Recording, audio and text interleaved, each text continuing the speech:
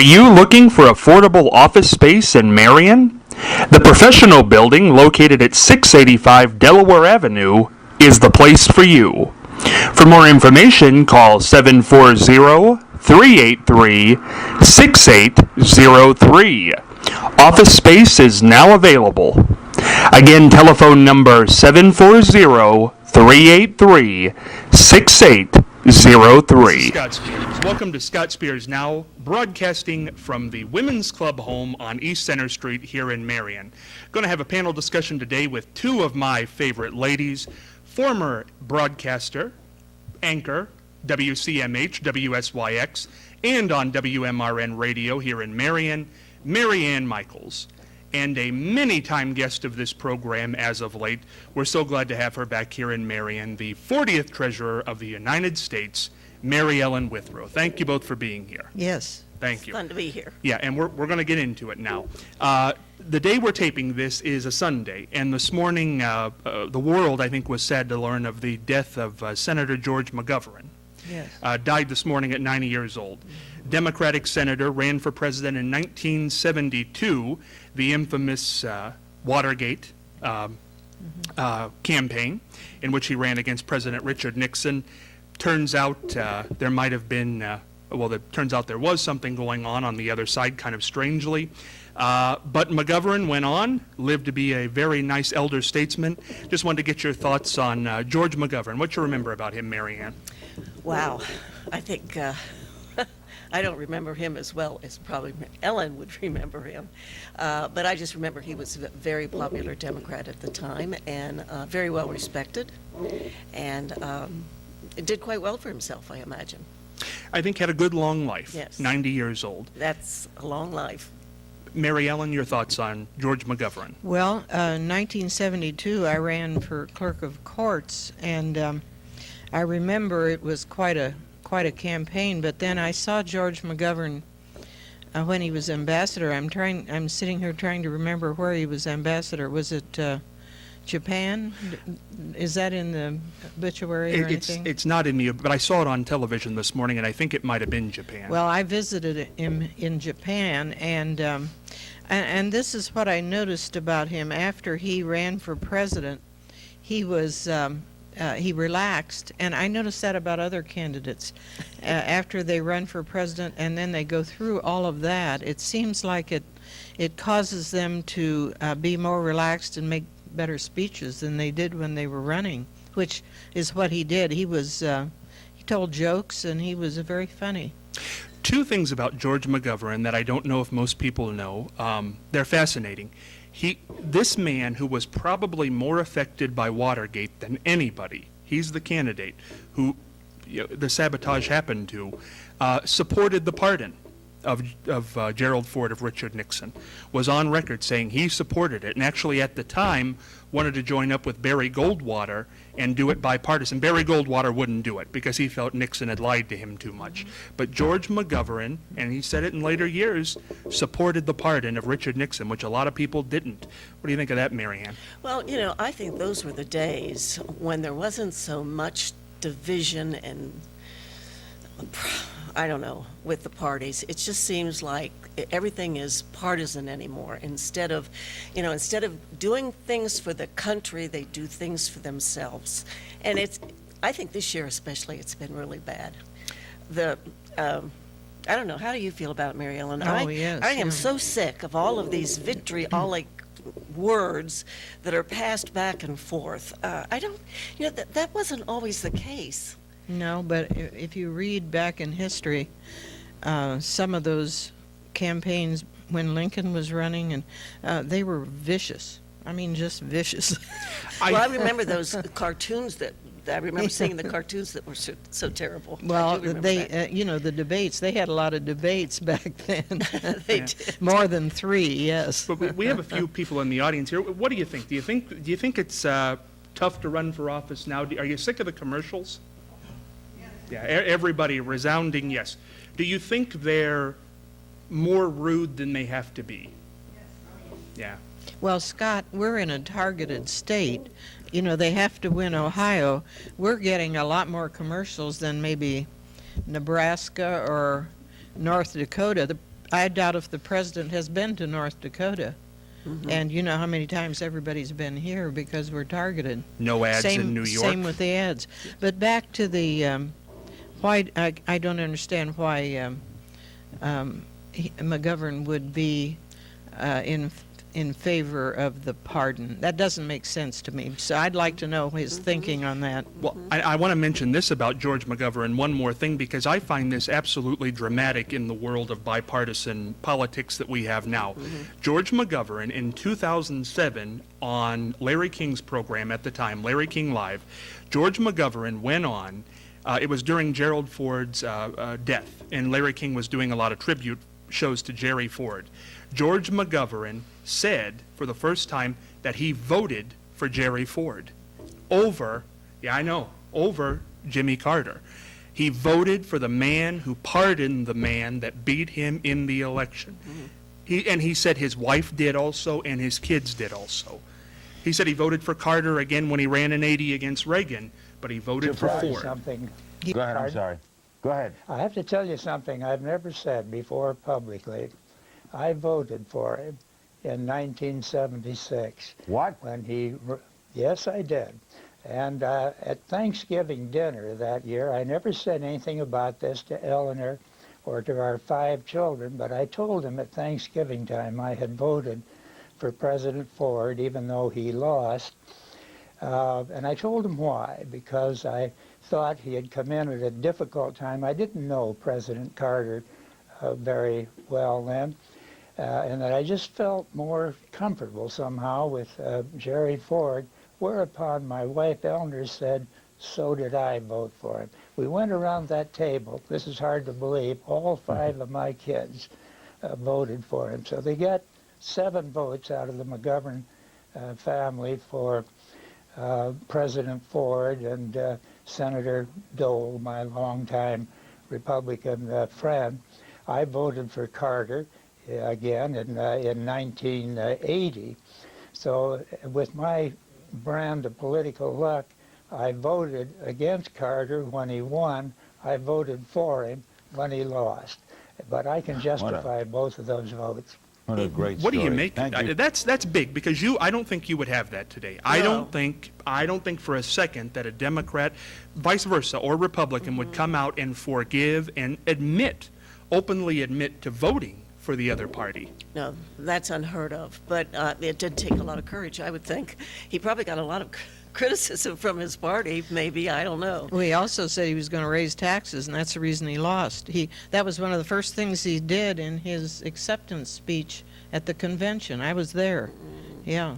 He's an interesting guy, and I think he will be remembered as a guy who crossed the aisle, and I'm glad we got a chance to remember George McGovern dead at 90. This is just an interesting thing for everybody who's here, and I hope everybody passes the word. Joe Biden coming to Marion this coming Wednesday. Vice President Joe Biden coming to Marion this coming Wednesday. I think it's 12:30 or 12:45 to speak at Harding High School. What a thrill. He was here 4 years ago. It'll be great, Marianne. I know you're very active with the Democratic Party, working. What do you make of this? Oh, I think it's great. Anytime you get one of the major men who are running for office, it's neat. It really is. And I think it's wonderful for young people to see government at work and to see how things are done. And especially at the high school, I think that's a good idea. Will you go? Yes, I have a ticket. You have to have a ticket to go. You have to get me one, Marianne. Well, you That'd can be get fun. one. I'll have to get. Well, I heard it's first come, first serve right now. Yes. And they open tomorrow. Right. Mary Ellen, first campaign. You weren't here, living in Ohio 4 years ago when Biden came. What do you feel about this coming up Wednesday? Oh, I think it's great. Everybody's happy. We want everybody to come that wants to come. We get all excited about that. And you will be there? Yes, I'll be there. That'll be a lot of fun. Now we're going to go to the local level here for a second, and I found this very interesting. We have some tax issues coming up this coming election cycle, and one is a county sales tax for 0.25% on your sales tax. Now, this is the story, and I couldn't believe this to some degree, but this happened at the county commissioners meeting on Tuesday, October the 17th. Local businessman Mike Mastro is in charge of a group that supports along with a lot of people who support the sales tax going up. But he got up in the open meeting on October the 17th, and this is what he said. He said, anyone who doesn't support the county sales tax supports sex offenders and drug abusers. What do you think, Mary Ann? That's a pretty strong statement. I mean, really, that is. And I know Mike Mastro. In fact, he's a former student of mine. I hate to admit, but he was in my 7th grade English class, and I really liked him. But I don't understand that forceful of a statement. I understand, and whether you're for or against. This is the one that is for shoring up the police force. Is that? Well, I think they both are for Yes, that. because maybe that's what he means, that if you don't have strong police protection, you're going to have problems. I think But I that's- think it was, said maybe a little bit differently from what he really meant. I think that's what he meant.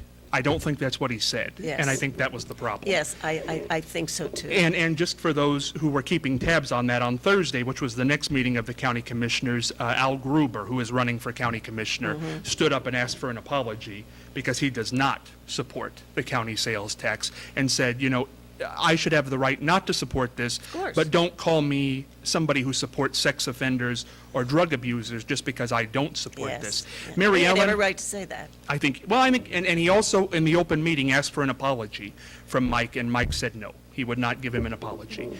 So there you have it. Mary Ellen, you've been in many campaigns. Is that the right rhetoric? Do you go as far as you can go to try to get people to vote for what you want? Well, I think sometimes people get really overly excited about a race, and you have to sort of keep things under control. Do you think that might have been overstepping? A little bit, maybe. Well, I mean, and I think, and I do want to mention this, by the way, and this is of my own accord because I've done some work on this. Well, first of all, I want to poll this because we do have an audience of about 10 or 12 people here. If you want to say, you can. If you don't want to say, that's fine. How many support the county sales tax? Almost everybody. How many support the city tax raise? Not as many, but more. You abstain from that one. That's fine. But I do want to make mention of this, and I want to do it on the air because that's where this will be. I did learn this recently. The city tax, 20%, or 40%, excuse me, 40% is absolutely earmarked for the police department. 40% is absolutely earmarked for the fire department. 10% is earmarked for the road maintenance, and 10% is earmarked for 911. So, an emergency dispatch. So, if this tax passes in the city, that's where it's going. The resolution has already been passed. They can't spend it someplace else. And I hadn't heard that conveyed yet in that way, but I got that from Jay McDonald, who's a big part of that.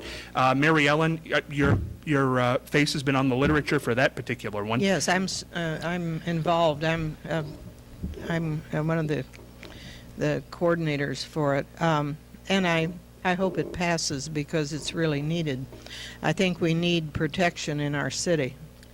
And I know of one individual who told me that, and he's a young policeman, also a former student, I might say, and he said, if it doesn't pass, he'll lose his job. And I think that's pathetic. I really do. I think everyone should support strong protection of our city. Yeah. I really do. I think, we depend on these people, the firemen and the EMS, and those people are invaluable. I think I totally appreciate them. Yeah, I think both of these things, I'm not going to give my opinion here because you're not supposed to. I think everybody knows that. But, hey, go to the polls and vote for what you believe, but understand that in the city at least, this is a done deal, that this is where these funds are going to go. The county, I haven't heard anything back on that, if they've set a resolution aside to say that that's going to go for the sheriff's office. But hopefully it will if it does. Moving on to kind of a strange story. This is just a little bizarre out there. A Canadian author released a new version of Santa for the upcoming holiday season, not smoking a pipe, because he said smoking is not a good thing and Santa Claus should not represent bad things. I don't remember seeing Santa with a pipe in his mouth. I think Santa's had a pipe in a lot Really? of the lore. I Yeah. don't remember seeing that. Do you start fooling with things that are years old, Mary Ann, just to say, hey, smoking's not good anymore? I think we know that probably by now, don't you think? Yes, I think we do. But I can't say that I remember Santa smoking. I can't either. Yeah. I have not Well, see- remembered seeing him smoke. Wouldn't even bother this group if they took away the pipe. Right. But I thought that was an interesting bit of, and I think at some point you have to say, listen, that's history. Let's go on. I mean, you can't go back and take the smoking out of movies. You can't go back. Lucy smoked on television. Yes. A lot of those people did. You can't go back and just redo it. I think you just have to let it go, and people will make their own decision. Well, the old movies, it's a lot of smoking in the old movies. Definitely. A lot more than there is in the current movies. You know. Absolutely. Now we're going to switch back to politics here for a second and then switch out for our final topic, and then our great band, our live entertainment, the Revisions, are going to play. This is interesting. The Coke Company sent voter information packets to their employees, letting them know that if President Obama is reelected, they will most likely be laying off employees. I've heard this, and it just sickens me that CEOs and managers and people like that are, that's fooling with voter rights. I mean, that's intimidation. That's horrible. I think it's absolutely terrible, don't you? Absolutely. Yes, I've been hearing him talk about it on television, and it's not only there, it's other places too that are threatening. Let me play devil's advocate. First of all, how are these CEOs and managers going to know how their employees voted? Are they saying regardless of how they voted, if he wins, they're going to lose their jobs? That's the way they're stating it. Let me just put a check here, play counterpoint to this point. Does the man who owns the Coke Company have freedom of speech to do that? Yes. And if President Obama does get elected, does he have the right to lay people off? Yes. So if you work for him, does he have the right to say that and do that? No. Okay, why? Because it's intimidating, and people should be able to vote the way they want to vote, not the way their boss votes. But wouldn't you be worried? I mean, wouldn't you want to know if you were going to be laid off? I mean, if you want to make that decision as the employee and say, hey, I'm going to vote for President Obama anyway because I think he's better for this country, even if it's going to cost me my job. No, chances are the people will not. They probably won't. They will be intimidated. I think they will, Yes, but they will be. But is it his right to do it, or should somebody have stepped in? Who's going to step in? Yes. Right. I mean, who's going to stop that? Well, and let me just put it this, because I'm going to bring it back to a local level here for just 1 second. When these taxes, because we just talked about them, the city and the county tax, are both pretty well running on the idea that we need law enforcement. We need to be safer. Mm-hmm. Isn't that, I mean, it's not done by a boss. It's being done by the people who want it to pass, which is their right to say that. But isn't that a bit of a scare tactic in a way? No. Well, just to say that you might not be as safe in your own city if you don't pass this. But it's true. But is it true that the Koch brothers will lay people off if Obama's elected? You've got two different things here, Yes, Scott. it is two different. This isn't the same. Here, it's we really need the protection in Marion City, and you're talking about the Koch brothers and their company. It's totally different. I think a lot, this is what I think we should talk about politics for, is that people are becoming more outspoken. It isn't so much about the issue anymore. When Mike Mastro makes that statement in an open meeting, that if you don't support the county sales tax, that you support sex offenders and drug abusers, to me, I understand what he meant, but that's trying to scare people. And it's not coming from a company, you're right, it's not coming from a company, but it is coming from people who want that agenda passed. If it had come from an ordinary citizen, I don't think it would have been a big deal. But when it comes from the person who's leading the charge to have that tax passed, I think people go further than they have to. You know, this is a sales tax. We want to help the police force. You know, I don't know. It reminds me of the whole national thing, terrorist thing. You know, the whole campaign in 2004 for George W. Bush was, you better elect Bush because he's going to make us safer. Kerry doesn't know what he's going to do. You know, he doesn't understand terrorism. He doesn't get it like Bush. Bush has known it for 4 years. And I think he scared people into voting for him. And I think most people would say that now. What do you think, Mary Ann?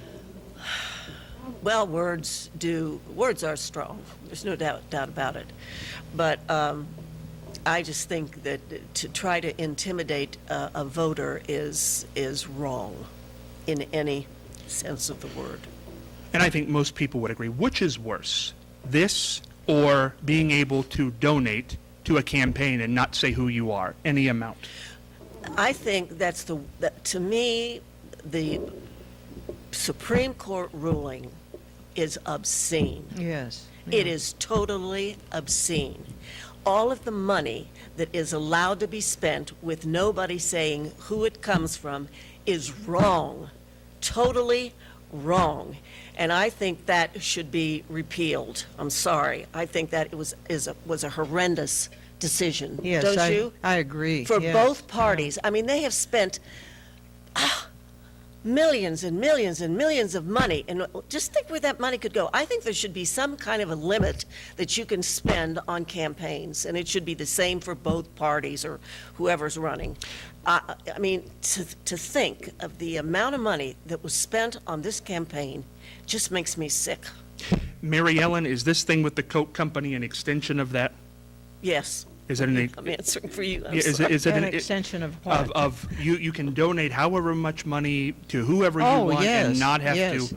Yeah, even in Sherrod Brown's campaign, it's up to, I think, 23 million now. Most of it's the Koch brothers.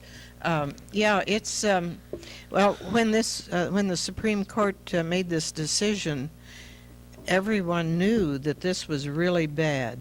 And I think sometimes the Supreme Court doesn't think through things quite right. Well, it's my understanding now that a foreign entity, somebody from China, could come in and for the most part, I hate to use this term, but buy a candidate. Say, I'm going to give you this much money. I don't have to declare where it came from, but you better do what I need to do. Well, that's when the what they're time doing. comes. I mean, they're buying a candidate. I mean, absolutely. Yes. And what the problem is that one party raises this amount of money, then the other party has to raise that amount of money or more, or they're going to be, you know, Right. they're going to be weakened. So, I mean, to me, it is, there should be a set amount that can be paid in a campaign. I mean, you know, here we have all of these people out there who are needy, and all of these millions and millions of money being spent on campaigns, and so many of them are untrue. They are you know, both sides lie. It's disgusting. Well, tell me this. Why are people able to lie more now? Or do you think it is more now? Do you think it's always been this way? Because we started off the discussion on politics saying that Mary Ann said it was worse now. It's worse now. No bipartisanship at all. Is it worse now? I mean, why can people just go on television and lie? And nobody says a word, nobody questions it, nobody cares, they'll believe it. And I said this last time we did a program, and people can check it, it's on the internet, and I'll say it again here in front of the group. The fact that people in this country are still talking about the president not being born here is so appalling and so yes. ridiculous. I mean, come on, but people still believe it, and they go on because people like Donald Trump, who have a lot of money, go on television and keep bringing this issue up. Why do people believe it? Well, it's the people that are not really wanting to believe it. It's their problem. Usually they're, I might say, Republican. That's who they are. Did anybody doubt that was coming? I knew we'd get around to that eventually, and that's okay, because it's good to do that. I'm going to switch away from politics for just a second and talk about something that I found quite strange, and I know what the male point of view, I know what my point of view is, but I do want to get a female point of view on this. A Cleveland bus driver, and that happened in our state, a Cleveland bus driver has been suspended after he hit after how he treated an irate female passenger. I don't know how many of you have seen this video, but look it up on YouTube at home. It's all over the place. What happened was the female passenger got on the bus. She wouldn't get off. The bus driver told her to get off, said she was causing a ruckus. She grabbed the bus driver by the neck. She hit him in the arm or something of that nature. You can't really see. It's hard to make out. She grabbed him around the neck. The male bus driver stood up and punched her. And you can see it. He punched her, and he threw her off the bus. And the word that I heard people say about this, not from me, is that if you act like a man, you have to expect to be treated like a man. And I didn't say that. Don't pin that on me. Mary Ann, give me your opinion Well, on you that. know, there was probably something mentally wrong with that woman. I mean, you know, who would do that? I mean, there was no reason for her to do whatever she did. And, you know, if the man were any kind of a person, he should have known that, and he should have, you know, maybe grabbed hold of her tightly and maybe shook her and said, you know, but not punching her that, to me, there was something wrong with her. I mean, a woman just doesn't do that. Did she say anything? Well, I think she was unhappy with something going on the bus, but I don't know. I mean, I've seen. Have you been out in public? I mean, I've seen people, they I do know. things, I don't think they're always nuts. I think people get irritated. There's like an adrenaline rush for people all of a sudden sometimes, and they go berserk when somebody yells at them. Have you ever seen people in restaurants when they get the wrong food or they get the wrong drink? All of a sudden they're like Mussolini in the restaurant. They're just so upset that this can't be done. I don't know. Well, I haven't seen that, so maybe I don't have the experiences you have, Scott. But I just think he could have handled it a little bit better, you know. Could have tried to restrain her and, you know, but it sounds like, did he beat her up? Punched her once, but one punch is enough to put you in a bad way. Mary Ellen, what do I you know mean? you're going to ask me about that. I know. Well, you know what I've always found out when I was county treasurer and people were really upset about their tax bill, I'd usually send them over to the auditor's office. But I also realized in most cases they had some really bad sickness in their family. They had something that was really upsetting them. And that made me treat people differently than I would have ordinarily. And this woman might have had something, I mean, she might have been really ill or something, I don't know, you know. So I guess the end question becomes, is it okay for him to hit her? No, it isn't. Okay. No. Well, that's You I don't know think it that. is We either. all know that. yeah, Yeah. I hope we all know that, but I Yeah, do know that right. people were coming out and saying, they said that line, if you act like that, if you want to act like a man, you have to expect to be treated like a man. I don't know. Does anybody agree with that? Should he have hit the woman for choking him and punching him? Do you ever do that? Whenever you're afraid, you do strange things sometimes. Your judgment is clouded. It's true. Yeah, it's true. If you're afraid and all of a sudden someone hits you, you react instantly. Should he lose his job? No. Yeah, go ahead.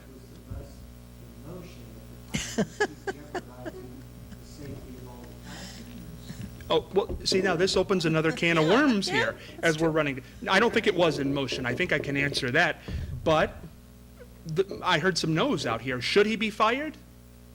No? Because you don't know what she would have done, continued to do. If you removed her from the bus, maybe not appropriately, but at least everybody else on the bus was okay. So, Yep. it's not okay to hit her, but it's okay to keep your He job. could have handled it a little bit better. I mean, if Should he could have- keep his job, Mary Ann? Well, yes, I think so, because but if he would have just maybe got hold of her strongly and, you know, and maybe somebody else on the bus could have helped. I mean, I would think there would be other people there that would, you know, help the situation. Mary Ellen, should he be fired? Well, I think he should. I agree with you. I'm going to go against the grain here with you, and I do too. I don't think it's ever okay to hit a Maybe woman. they don't have any training for situations like that. Maybe they, And you know that you don't, until you know the entire situation, Yeah. you don't. That's right. That's true. But I guess I Don't would- make a snap judgment. That's true. You're right. But I guess I would say that you can't, there should never be a reason in which you hit a woman. You can always, if you're bigger and stronger, you can grab her arms, you can walk her off. You can be rough, but hitting in the face, you're bigger, you're stronger, she can't take you on. I agree with Mary Ellen. I don't think that he should keep his job. If he's that nuts, what's he going to do when somebody cuts him off in traffic? I mean, think about that. He could go out and kill somebody on the street. We don't need that. But anyway, we do have about a minute left. Does anybody have a topic they want to throw out there? Can we reverse the situation? What's that? What's that, George? I'm in the bar and restaurant business. Right? This lady is in the bar with a big butcher. George, come over here and speak into the mic so we can get this. I know. Oh, you'll be fine. Come on.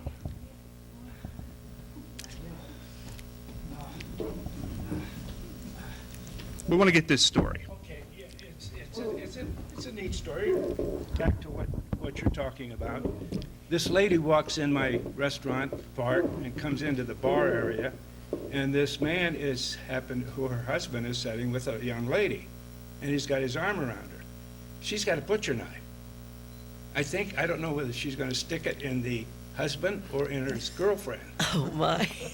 I saw the knife, and that scared me. Is this a true story? True story.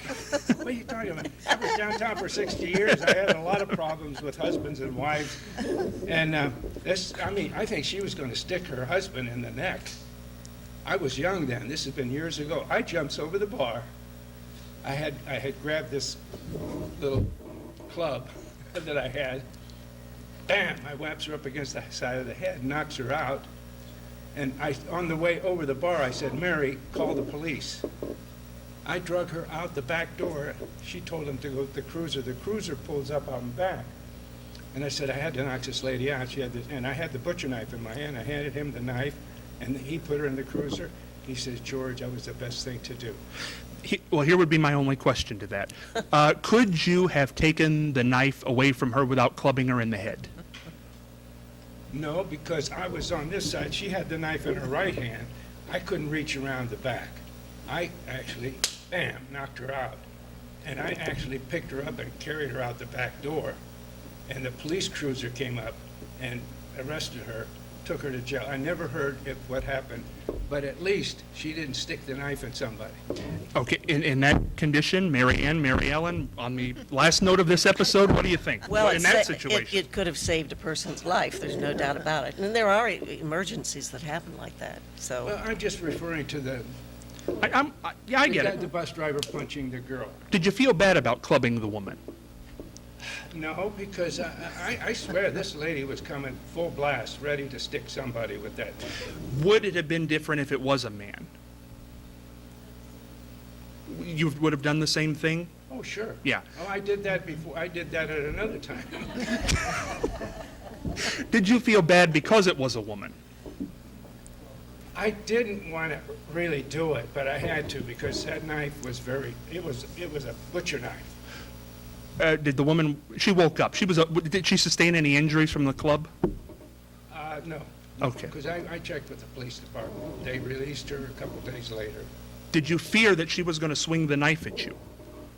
No, because by the time I got over the bar, I was partially in back of her, right in back of her. I didn't see the front of her. But, well, afterwards, I spoke to the husband. I said, what is with this? He said, we're getting a divorce and all the, I don't want to get into all the I details. understand. Well, Mary Ellen, I'm going to give you the final word on this one because we agreed that you shouldn't hit a woman in any case. What do you feel about that? Would that have been an okay situation?